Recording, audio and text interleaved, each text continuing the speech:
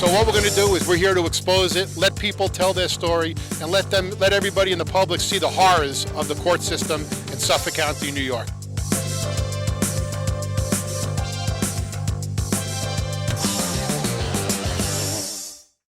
Long Island Backstory. Please welcome Jeffrey Deskovic.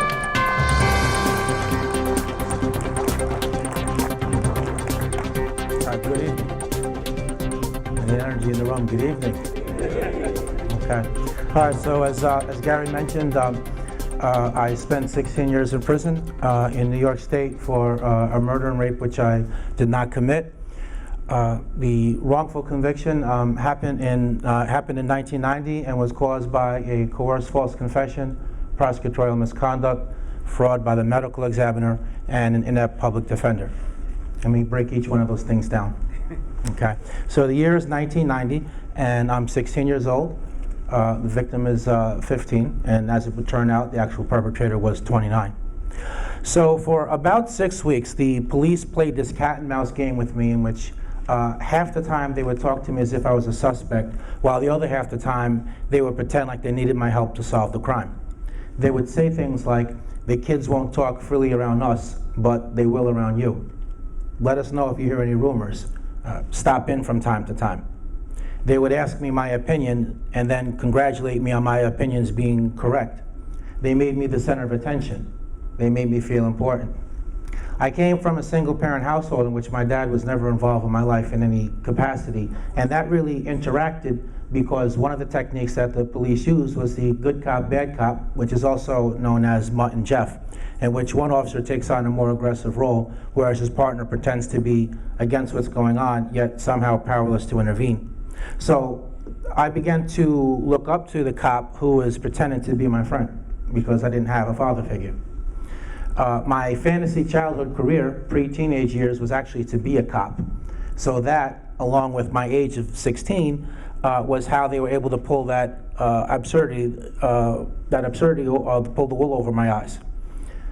So eventually, they got me to agree to take a polygraph test by telling me that there was some new information which had come into the FBI file, and they wanted to share that with me, and that would put me in position to be even more helpful to them. But in order for them to share that with me, I would have to take and pass a polygraph. So help us to help you to help us type of logic. So the next day, rather than report to school, I instead went to the police station. As I mentioned, it was a school day, so neither my mother nor my grandmother with whom I lived, they didn't realize that anything was wrong. They thought I was in school, and so they didn't call around looking for me. They drove me to the town of Brewster, which was in Putnam County, whereas I was a native of Peekskill in Westchester County.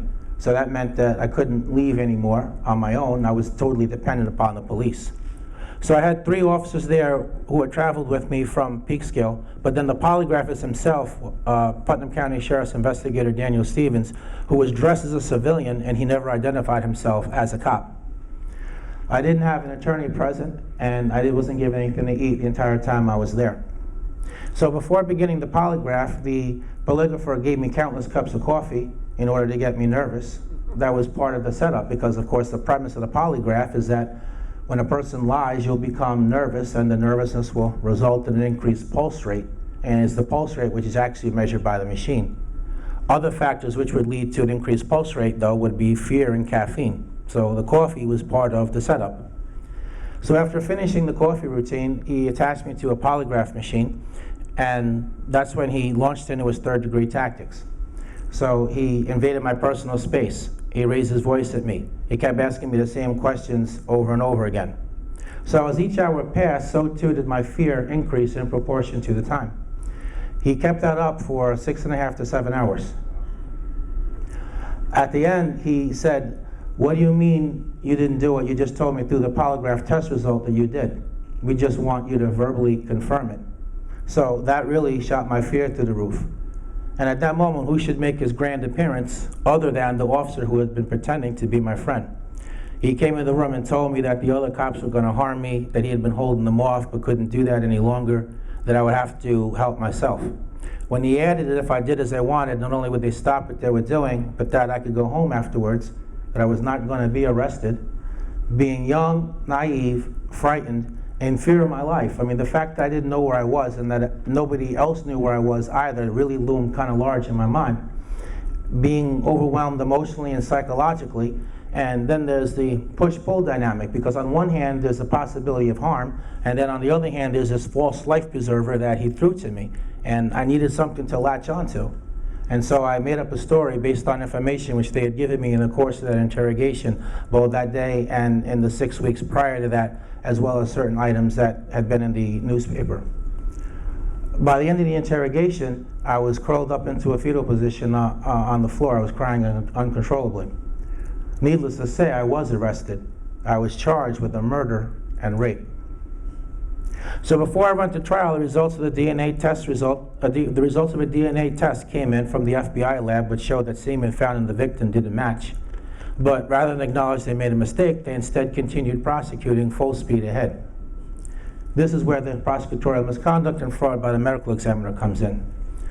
When the autopsy is done, there's audio and written notes which are taken contemporaneously as the findings are made as a way of ensuring authenticity.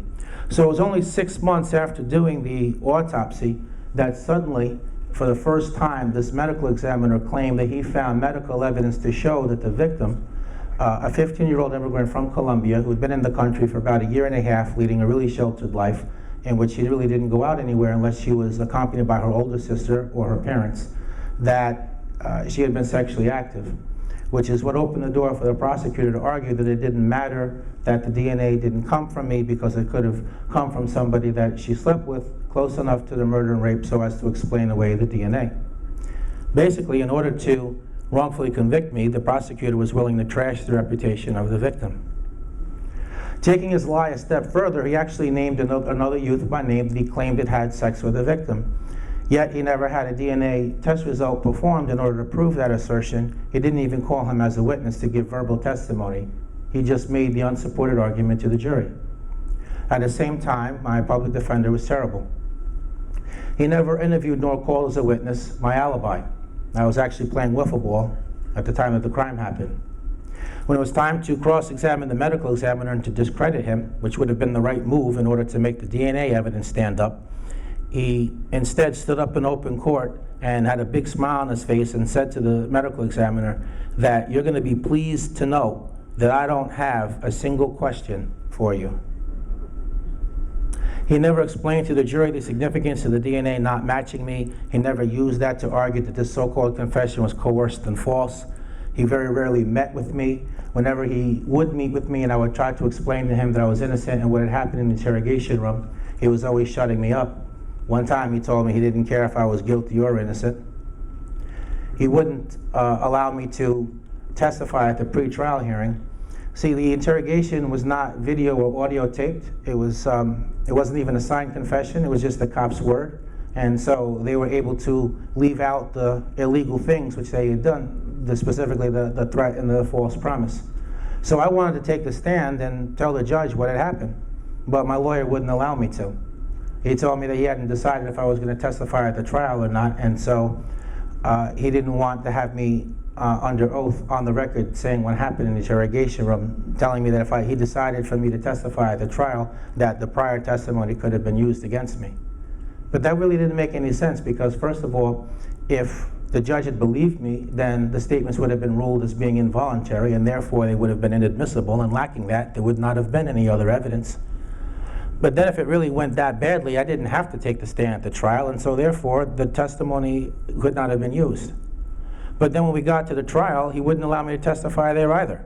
He told me that it wasn't his job to prove that I was innocent, it was up to the prosecution to prove that I was guilty, and he didn't think that that had happened. You might hear that in a classroom, it's a legal maxim, but that's not how it works in reality. If you find yourself charged with a crime, you have to do everything you can to prove that you're innocent, or else you run a risk of possibly being wrongfully convicted. My lawyer should have never represented me in the first place because of a conflict of interest, in that this other youth that the prosecution was falsely claiming had had sex with the victim was represented by another member of legal aid, which meant that the defense could not have asked for a DNA test, and we were not able to subpoena and call him as a witness in order to explode the consensual sex theory. Add it all up, I guess it's not too surprising that the jury found me guilty. I'll never forget the day I was found guilty. It felt like I was in some sort of nightmarish alternative reality, because to my way of thinking up until that point in time, only the guilty were convicted. Yet they said what they did, and I was taken into custody. Ultimately, I was given a 15 to life sentence, which I served in a men's maximum security prison. I lost all 7 of my appeals. I got turned down for parole. Ultimately, I was exonerated through further DNA testing with the assistance of the Innocence Project. So the Innocence Project agreeing to represent me was the first major break that I got. The second thing was that Pirro left office, and her successor, Janet Fiore, was willing to allow me to have further testing without having to litigate over it. And the third thing was that we got lucky that the actual perpetrator had committed a second murder 3.5 years later after killing the victim in my case, which resulted in his DNA being put in the databank so that when I got the testing, it matched him. So after the DNA matched him, he confessed to both to the district attorney investigator as well as to a reporter on video camera. So that conviction was overturned September 20th, 2016, and I went back to court November 2nd, 2016, at which point all the charges against me were dismissed on actual innocence grounds. Changing gears, as Gary mentioned, my life is an advocate's life now, and I regularly trade privacy in exchange for awareness. So speaking at events like this and doing media interviews, meeting with elected officials, really was a big part of what I did for the my first 5 years of freedom. Even while wrestling with trying to reintegrate back into a society that I really no longer recognized, even while dealing with the psychological after effects of my experience. So after about 5 years, I was able to receive some compensation, and I started a nonprofit organization whose goal is to exonerate other wrongfully convicted people. I named it after me, just intending for that to be a legacy. The Jeffrey Deskovic Foundation for Justice is what it's called. And I put $1.5 million of my own money into that. We've exonerated 2 people in our 4.5 years of existence. We got 3 other people released on parole whose innocence was fairly clear from the record, but we didn't have anything new to bring into court, so we're not in a position to exonerate them. But there's 5 people free as a result of the work that we do.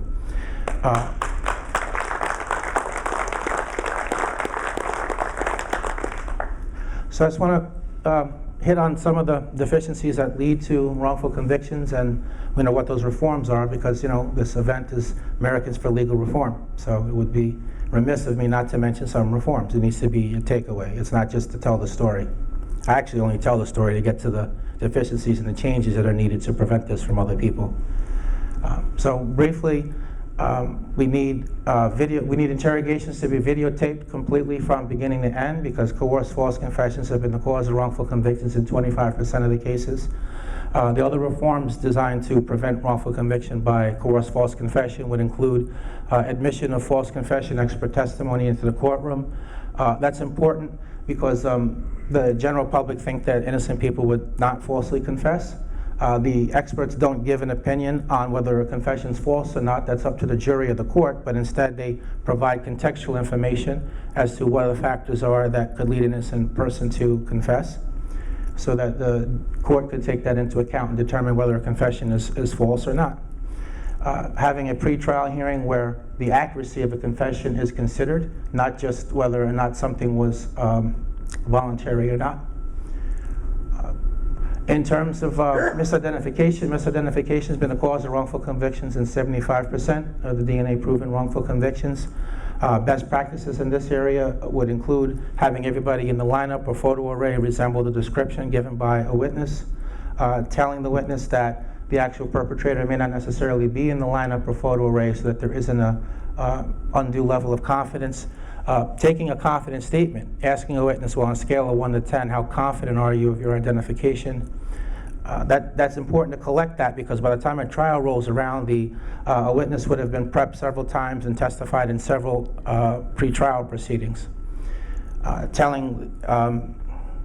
Having the usage of the double blind method so that the officer doing the lineup or photo array doesn't actually know who's suspected, so inadvertent cues or clues couldn't be given. Videotaping the process so that we don't have to rely just on testimony. Letting the witness know that if an identification is not made, that the investigation will continue so that nobody feels pressed to make an identification unless the perpetrator escape justice. And lastly, whoever's doing the photo array or lineup should not can give a congratulatory statement at the end of the procedure, because that has the impact of bolstering the confidence level of the witness. Prosecutorial misconduct is a major cause of wrongful conviction. Here I advocate for a few things. Definitely the Commission on Prosecutorial Conduct, which the advocacy group, the umbrella organization It Can Happen to You, has been spearheading, along with the support of many other organizations and people. Basically, there should be like a committee that's similar to the Commission on Judicial Conduct. Right now, there is no independent oversight board, and they don't have ability to investigate allegations of prosecutorial misconduct. They'd have subpoena power. They could recommend from a menu of consequences, from a reprimand to actual removal from being in office. So that's one aspect of it. Removal of prosecutorial immunity. You know, prosecutor is one of the few professions where you can break the law and there's no consequences. Police don't have that type of immunity, and they're not hindered from doing their job. They just don't violate somebody's rights. You don't have to worry about being a defendant. And I think when there's clear-cut, intentional prosecutorial misconduct, there should be things like withholding evidence of innocence, threatening witnesses, either with the charges or threatening removal of kids, working hand in glove with experts. Tell me what you want to prove, and I'll prove it. I think when that happens and an innocent person goes to prison, then there should be criminal consequence. That should be a crime, because as far as I'm concerned, that's a kidnapping, you know, done under color of law, using the system. So we need to have better system of defense. The public defender system is broken. If you can afford a lawyer and you have political connections, then you're okay. But for most of us, that's not what our reality is. We need to have one statewide system so there could be oversight and quality control. We need to limit the caseload. It's not unusual for one attorney to represent 100 people at the same time. We need to have equal financial resources and manpower between the public defender's office and the prosecutor's office. And we need to have equal pay for both sides. I think it's the wrong message to give a prosecutor starting salaries more than what a public defender's is. I mean, we're saying that they're doing a more important job. It's another inequity. We need to have safeguards in place. Incentivized witnessing, which is when someone gets a benefit for testimony that's been a cause of wrongful convictions in 15% of the cases. So here the reforms would be, if we're going to allow the so-called jailhouse confessions, then we need to people need to wear wires so we can be sure that these incriminating conversations actually take place as opposed to being fabricated. There should be an external evidence requirement, meaning that nobody should be allowed to be convicted based only on an informant. There should be at least one piece of evidence required beyond that. And so with that, I'm going to end and. Tell me about your family, the disassociative aspect of that many years and how it broke your family real quick. Okay, so I'm being asked to share just on the human interest side of things. One of the after effects is in terms of trying to put your life back together again. There's definitely a crossover into the family. You know, it's I've talked to a lot of people, and then also using myself as example. It's very difficult to reconnect with your family after you spent really many years away from them with limited to no contact in many cases. I'm certainly a different person than when I was before, and as are members of my family. So it's hard to reconnect. So when I meet up with them, it's some kind of an awkward experience at times, because I know who they are intellectually and I have memories from when I was younger, but there is that really long gap, and so it's still kind of somewhat of an awkward thing. So there's a lot of implications for everybody.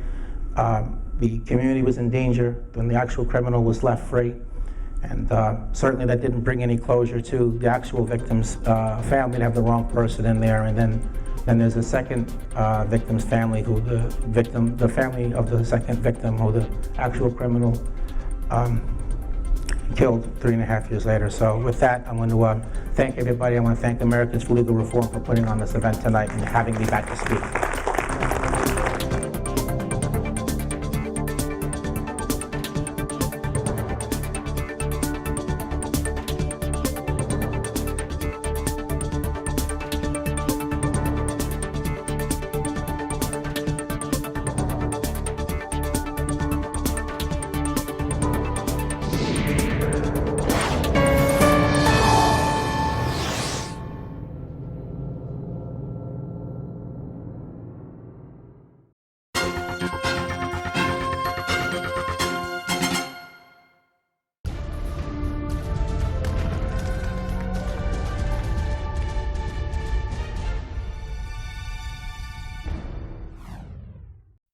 Long Island Backstory.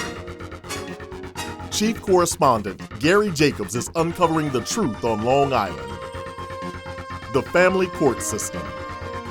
Red light cameras. Corruption in local politics. The heroin epidemic. Corrupt judges. At Long Island Backstory, we uncover the truth that the Cablevision news monopoly won't dare touch. We uncover the details you won't see on News 12 or in Newsday. We are local independent media at its best. Long Island Backstory, available on Public Access TV and on YouTube.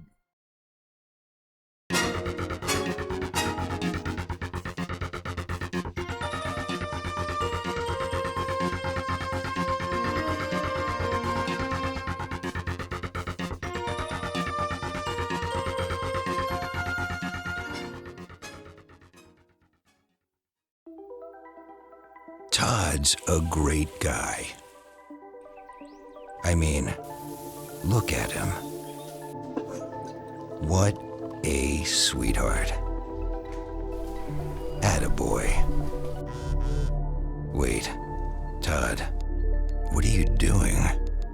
How totally selfish and un-Todd-like of you. Come on, Todd. Come on, man. Long Island Backstory.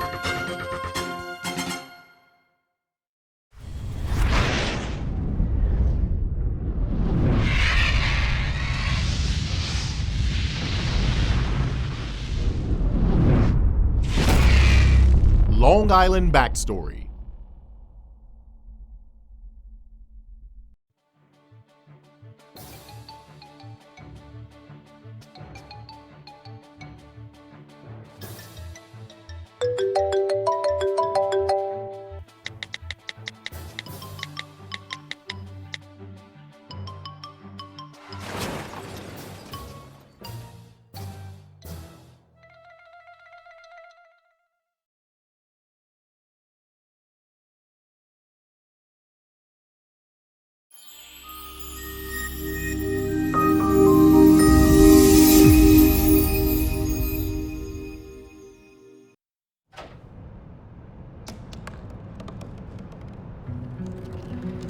They said I couldn't dream. Called me a piece of trash and swore that's all I'd ever be.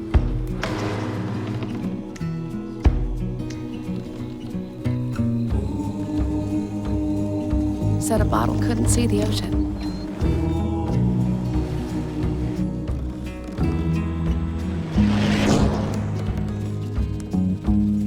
Give up. Go back to the dumpster. But I didn't listen. I made my way.